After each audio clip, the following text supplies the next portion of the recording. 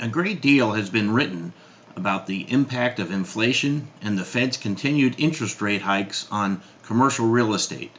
The cost of capital is going up, meaning deals that made sense even 6 months ago don't quite make as much sense now.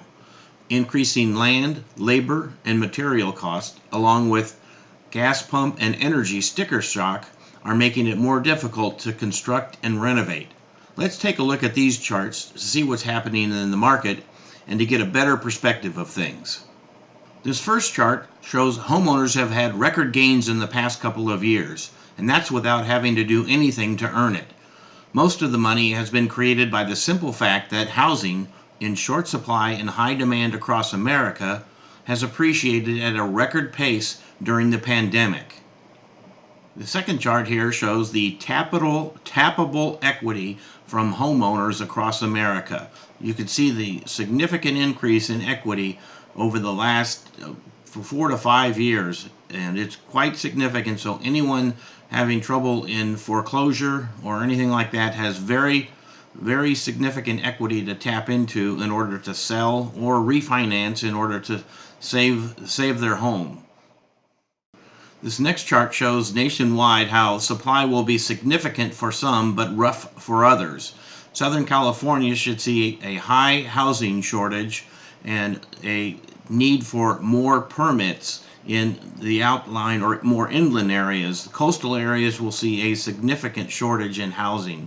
And all across America, as you can see, the majority has a lot of blue or significant supply. So California and some of the eastern coast cities are going to be in short supply for housing. And this last chart here shows that it's good news for buyers. Home prices growth is expected to decelerate in the coming quarters after peaking in the third quarter of 2022. But that could be offset by increasing mortgage rates. The pulse of the market. Last week, there was further indications of a slowing market and increasing inventory. There were fewer listings with active listing status moving to under contract status and slightly fewer closed sales in some areas. Lenders are pulling back dramatically, but rates are still comparable from 90 days ago for the right asset. Lenders are also taking a more conservative viewpoint on valuations. What to expect?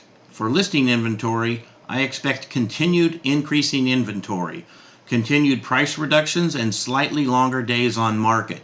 For closed sales, I expect fewer transactions selling at or above asking price and more flexibility from sellers in negotiations. Buyers will have more strength in the negotiations. Don't forget to look at all the closed sales, weekly stats, and monthly charts in detail in the full report on my website, MikeLembeck.com. As always, feel free to give me a call or send me an email with any questions on the market. The way to increase your wealth is to sell at the current historically high prices and find alternative investments where you can get as much or get as high or more passive returns and continue to increase your wealth.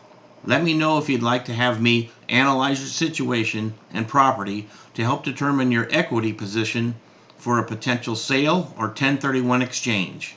All right, that's it for now. See you next week.